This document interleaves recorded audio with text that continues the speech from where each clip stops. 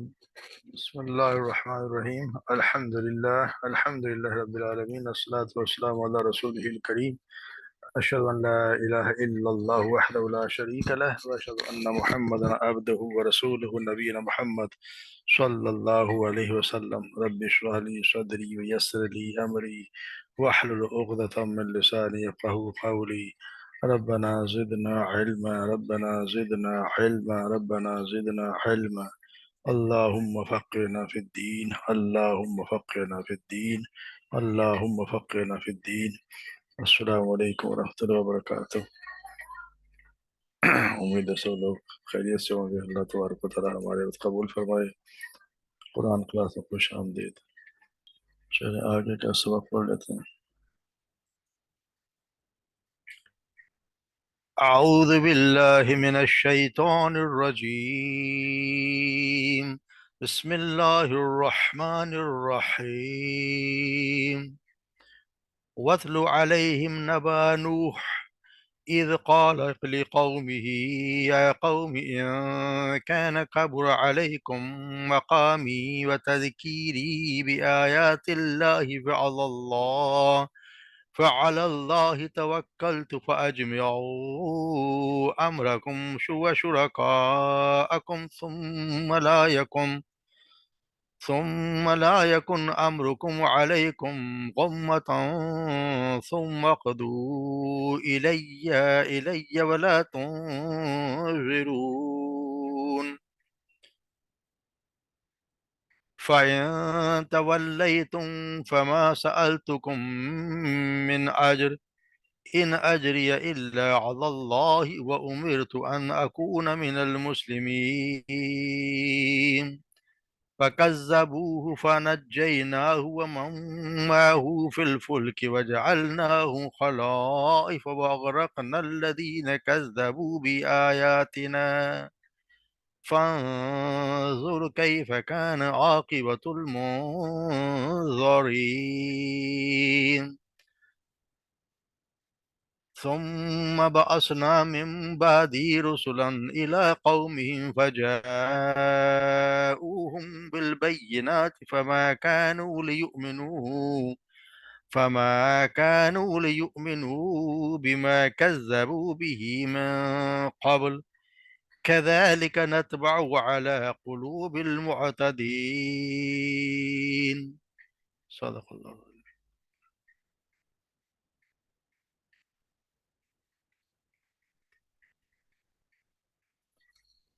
وَاتْلُ عَلَيْهِمْ نَبَأَ نوح، وَاتْلُ آپ پڑھیں ان پر یا ان کو بتلائیں، علیہم ان پر، نبأ خبر، نبا سے نبا کا مطلب خبر، یعنی اسی سے نبی بنا، خبر دینے والا۔ نبأ نوح، نوح کے بارے میں خبر دیں انہیں۔ اذ قال، جب کہا، لقوم ہی، اس نے اپنی قوم سے، لقوم ہی اپنی قوم کے لیے، اپنی قوم سے،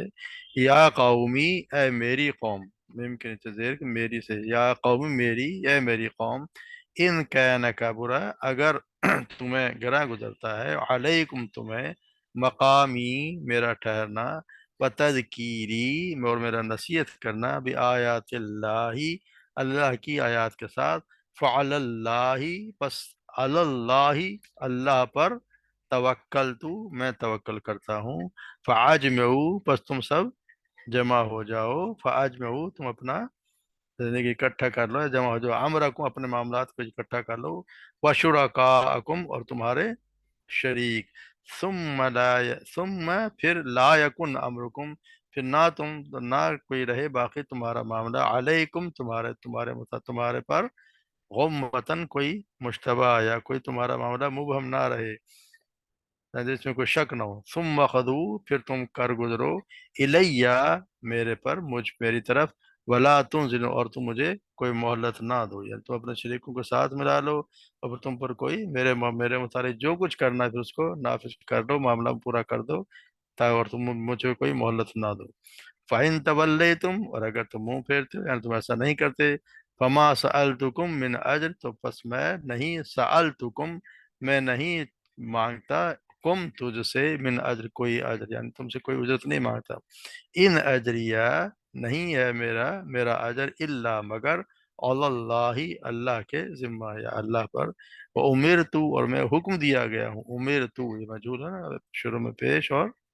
نیچے سے امیر تو، میں مجھے حکم دیا گیا ہے، حکم دیا گیا ہوں، ان اکونا من المسلمین کہ میں ہوں مسلمان ہوں، میں مسلمان ہو کر رہا ہوں۔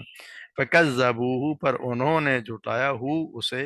فنجینا پھر ہم نے نجات دی ہو اسے، ومم اور ان کو، معہو جو اس کے ساتھ تھے، فی الفلکی کشتی میں، وجعلناہم اور بنا دیا، وجعلنا ہم نے بنایا، ہم انہیں خلائف خلیفہ، وَأَغْرَقْنَا اور اغرقنا غرق کیا نہ ہم نے، الذین ان لوگوں کو، کذبوا جنہوں نے جھٹلایا، بھی آیاتنا ہماری آیات کو، فانظر پس دیکھیے، کیف کان کیسا ہوا، کان عاقبۃ المنظرین کیسا ہوا انجام، عاقبۃ المنظرین ان لوگوں کا جو ڈرائے گئے، منظرین سے جو ڈرائے گئے ان کا انجام کیسا ہوا۔ ثم پھر بعثنا ہم نے بھیجے، من بعد ہی ان کے بعد، رسولن بہت سے رسول، الی قومہم ان کے قوم کی طرف، فجاؤہم بالبینات پھر لائے وہ ان کے پاس نشانیاں، فجا والا آنا ہوتا ہے مگر اس کے آگے اگر با ہو تو پھر اس کو بن جاتا ہے لائے، ہم وہ لائے نشانیاں، بالبینہ بجائے ان کے پاس نشانیاں، فما کانو پس نہیں تھے وہ، فما کانو لی ان کے وہ ایمان لاتے، بما کذبو جسے وہ بما اس بنا پر کذبو بھی جسے جھٹلا چکے تھے بھی من قبل اس سے پہلے، جس چیز پر وہ جس کو پہلے جھٹلا چکے تھے اس پر وہ ایمان لانے والے نہیں تھے۔ کذالک اس طرح، نتبع ہم مہر لگا دیتے ہیں، اعلی قلوبی ان دلوں پر، معتدین حد سے تجاوز کرنے والوں کے، یعنی حد سے تجاوز کرنے والوں کے دلوں پر ہم اس طرح مہر لگا دیتے ہیں، پھر انہیں کچھ سمجھ نہیں آتی کہ وہ کیا کرنے لگے۔ تو ہم دیکھتے ہیں کہ اللہ تبارک و تعالیٰ نے پچھلی آیات میں ان کو اپنی نشانیوں کے بارے میں بتایا کہ آسمان اور زمین کو، آسمان کو کس نے بنایا، سورج اللہ تعالیٰ نے بنایا، تمہارے لیے دن اور رات بنائے، یعنی کہ دلائل دیے ان کو کہ ان دلائل سے وہ سمجھ جائیں کہ جو کچھ اللہ ہی کی طرف سے، اللہ کے سوا کسی کا اختیار میں کچھ بھی نہیں ہے۔ تو یہاں تک تو ان لوگوں کو بالکل معقول دلائل کے ساتھ ان کو سمجھایا گیا تھا کہ ان کے عقائد اور خیالات اور طریقوں میں غلطی کیا ہے، اور اس کے مقابلے میں صحیح رائے کیا ہے، اور وہ کیوں صحیح ہے۔ اب ان کی طرز عمل کی طرف توجہ دلائی جا رہی جو سیدھی سیدھی اور صاف صاف تلقین کے جواب میں وہ اختیار کر رہے تھے، اور جس طرح وہ آپ صلی اللہ علیہ وسلم 10-11 سال سے ان کی مشرکین کی روش یہ رہی تھی کہ ان کے معقول کوئی تنقید اور صحیح رہنمائی پر غور کر کے اپنے سرگرمی پر کوئی نظر ثانی کر لیں، جو ان کے اعتقاد تھے ان پر کوئی آپ صلی اللہ علیہ وسلم جتنے ان کو سمجھا رہے تھے نظر ثانی کرنے کی بجائے الٹے آپ صلی اللہ علیہ وسلم کے وہ تو دشمن بن گئے تھے، اور جبکہ آپ صلی اللہ علیہ وسلم ان باتوں کو کسی کو ذاتی غرض کے لیے تو نہیں بلکہ انہی کے بھلے کے لیے پیش کر رہے تھے،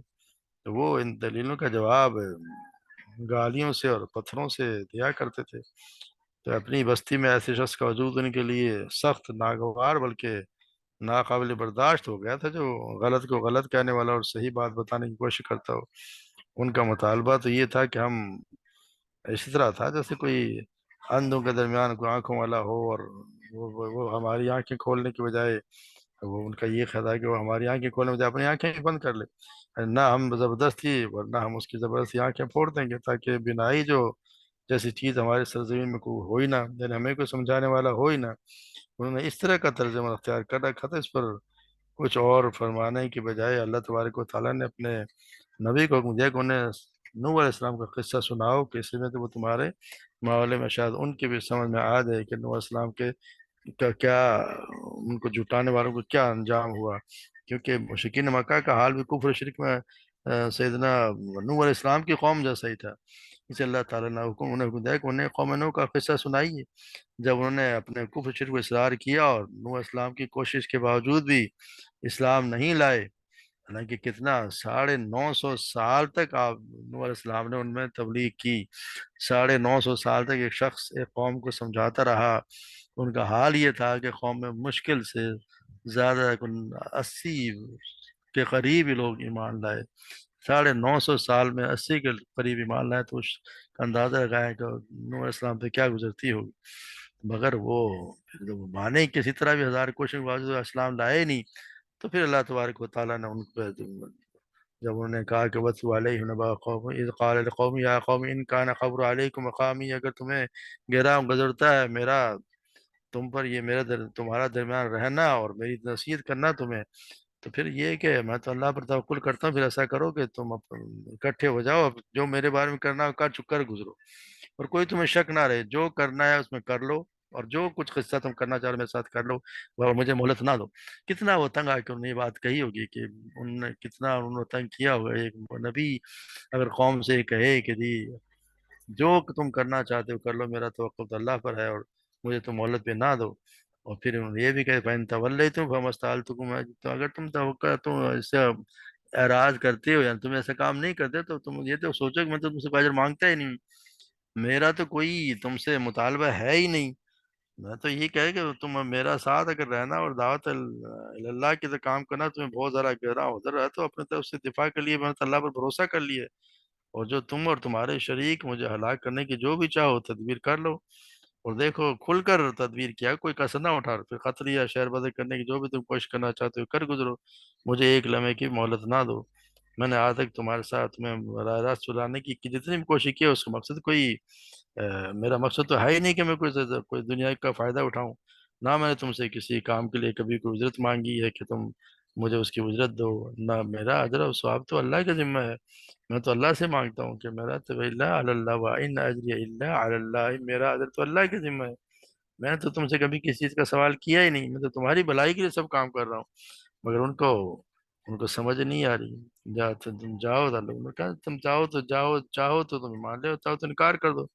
मुझे ही तो हुक्म दिया गया कि वह उमेर तो अन अकून मिनल मुस्लिमीन, कि मुझे तो यही हुक्म दिया गया कि मैं मुसलमान बन के रहूं, अल्लाह का उम्मती और फरमाबरदार बन के रहूं। और अगर उसके तमाम कोशिशों के बावजूद जब कौम मानने के तैयार ना हुई, उन्होंने झुटला दिया, तो फिर अल्लाह ने यही किया कि उनको बचा लिया, और उनके साथ कश्ती में जितने लोग सवार हो उनको बचा लिया, बाकी को सबको गर्क कर दिया। तो ये मशरिकीन मक्का को समझाया जा रहा है कि जो नबी को झुटलाए और नबी की बात को माने ना, और नबी के खिलाफ जो हरकतें करे और प्लान बनाए उनके खिलाफ, उनको निकालने की, उनको कत्ल करने की, तो वो फिर तबाह कर दिए जाते हैं। ये क्योंकि हम पढ़ेंगे नूह अलैहिस्सलाम का किस्सा तफसील से कि किस तरह फिर वो तूफान आया, और जब वो कश्ती बनाया करते थे एक ऐसे इलाके में जो बंजर है और खुश्क इलाका, उसमें एक शख्स कश्ती बनाता तो किस तरह आपका मजाक उड़ाया करते थे, ये कि इसको देखें, इसको बुजुर्ग को क्या हुआ है कि यहाँ पानी कहाँ से आ गया, कश्ती बना रहा है। और उसका वो इतना जाता है, हम तो गुजरते आमने से जाते जाते गुजरते हुए उनका मजाक उड़ाया करते थे। तो ये फिर उनको बताया जा रहा है कि तो एक वक्त आएगा, तो इनको भी यही बताया जा रहा है कि वक्त आएगा कि तुम्हारे साथ भी वही होगा जो उनके उनकी कौम के साथ हुआ। फकज़्ज़बू, उन्होंने झुटलाया, फनज्जयना, हमने बचा लिया उन्हें, निजात दी उन्हें, और जो उनके साथ थे फिल कश्ती में, फजअलना खलाफना, और बाकी जो जमीन पे कोई ना बचा सिवाय उन लोगों के जो कश्ती में सवार थे, पूरी जमीन पे कोई भी ना बचा। और यही वो लोग जो बचे, फिर उन्हीं से आगे नस्ल चली, तो इसीलिए उनको बताया कि यही खलीफा बनाए गए, ये जो यानी जमीन में यही लोग बचे, और उन्हीं से फिर आगे दुनिया में जो नस्ल चली वो इन्हीं लोगों के पास चली। और अगरकना लदीन कज़्ज़बू भी आयात, और हमने गर्क कर दिया उन लोगों को जिन आयात से सब को सब डुबो दिए गए, सब के सब डुबा। फिर बताया वंजुर कैफ़ कान आक़िबतुल मुनज़िरीन, क्या क्या अंजाम हुआ उन लोगों का, अंजाम कैसा बुरा हुआ उन लोगों का जिन्होंने जो जुटाया भी, जिन्होंने आप सल्लल्लाहु अलैहि वसल्लम को छुड़ाया था ना। देखिए हमने बताया ये जा रहा है कि आप सल्लल्लाहु अलैहि वसल्लम से देखिए कि हमने मोमिनों को किस तरह निजात दी, और जुटले वालों को जुटाने वालों को किस तरह हलाक कर दिया। अबू मूसा अशरी बयान करते हैं कि आप सल्लल्लाहु अलैहि वसल्लम फरमाया, बेशक अल्लाह अज़्ज़ा व जल जालिम को मोहलत देता है, उसकी बाग ढीली करता है ताकि वो खूब नाफरमानी करे और अजाब का मुस्तहिक हो जाए। फिर जब पकड़ता है तो फिर उसको छोड़ता नहीं है, फिर उसको अल्लाह तबारक व तआला का अजाब फिर उस पर आके रहता है कि उसके साथ क्या हुआ। तो ये बताया जा रहा है कि अंजाम जो जुटलाते हैं नबी को जुटलाना, और उसकी अल्लाह तबारक व तआला की आयत का मजाक उड़ाना, उनको जुटलाना, फिर अंजाम आखिरकार अंजाम तो उनका बुरा ही होना है। तो यहाँ यही बताया गया है कि फिर उनका क्या अंजाम हुआ। फिर सुम्मा बासना मिन बाद रुसुलन इला कौमिहिम, फिर हमने اس کے بعد کئی پیغمبر قوم کی طرف بھیجے، جب ان کے پاس واضح دلائل لے کر آئے، پھر ان کے دلائل کے ساتھ وہ لے کے آئے، مگر ان کے وہ ایسے ہرگز نہ تھے کہ اس پر جیسے پہلے جھٹلا چکے تھے اس پہ ایمان لانے والے نہ ہوئے۔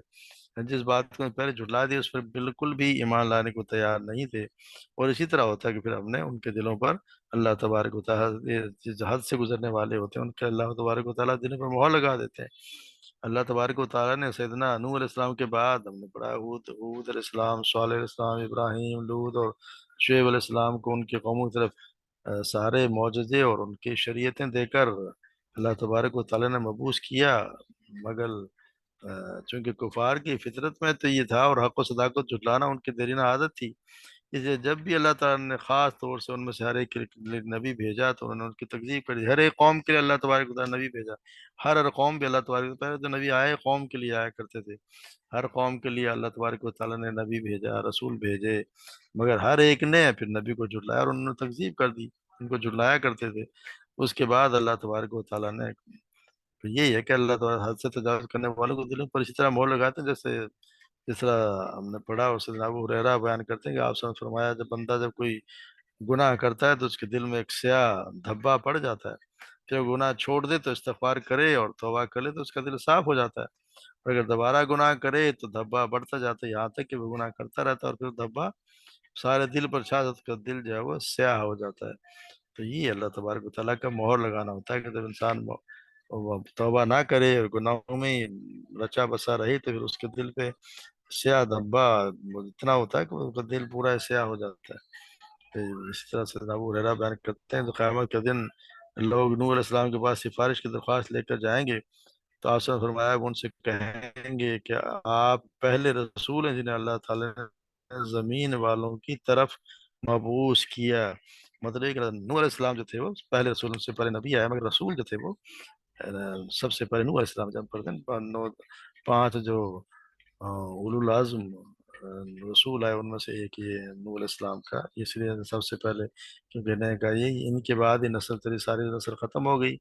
سب لوگ ختم ہو گئے، ان کے جو بسات جو لوگ تھے انہیں سے بعد دنیا دوبارہ بسائی گئی۔ سیدنا ابو امامہ بیان کرتے ہیں کہ ایک شخص نے آپ صلی اللہ علیہ وسلم نے سوال کیا کہ آیا آدم علیہ السلام پیغمبر تھے؟ آپ نے فرمایا ہاں وہ ایسے نبی تھے جن سے اللہ تعالیٰ نے کلام بھی فرمایا تھا۔ پھر وہ پوچھ رہے گا سیدنا آدم علیہ السلام اور سیدنا نوح علیہ السلام کے درمیان کتنی مدت ہے؟ تو آپ نے فرمایا 10 صدیاں یا 10 نسلیں۔ اور یہ ہم نے جیسے پہلے پڑھا ہے کہ نوح علیہ السلام کے زمانے تک، ان کے زمانے تک آنے تک سارے جو تھے ایک توحید پر اللہ کی وحدانیت کے قائل تھے، سب اللہ ہی کی عبادت کیا کرتے تھے۔ نوح علیہ السلام کے زمانے سے ان کے زمانے میں شرک شروع ہوا جب ان سے پہلے، تو اس لیے ان کو بھیجا گیا کہ شرک کا خاتمہ کریں، اور اس وقت دنیا میں جو ہے وہ اللہ کے شریک بنائے گئے۔ ان کے جو پانچ بڑے بڑے لوگ تھے ان کے پھر انہوں نے بت بنائے اور ان کی پوجا شروع کر دی، اسی طرح دنیا میں شرک پھیلا تھا۔ نوح علیہ السلام کو بھی انہی کی شرک کو ختم کرنے کے لیے بھیجا گیا، مگر قوم ایسی بگڑی ہوئی قوم تھی کہ اتنے 950 سال کی تبلیغ کے باوجود بھی، ایک رسول کی نصیحت کے باوجود بھی اتنے کم لوگ اس میں ایمان لے کے اللہ تبارک و تعالیٰ ہمیں صحیح سمجھ عطا فرمائے اور ہمیں شرک اور بدعات سے بچا کے رکھے۔ اللہ تبارک و تعالیٰ ہمارا قبول فرمائے۔ وما علینا الا البلاغ۔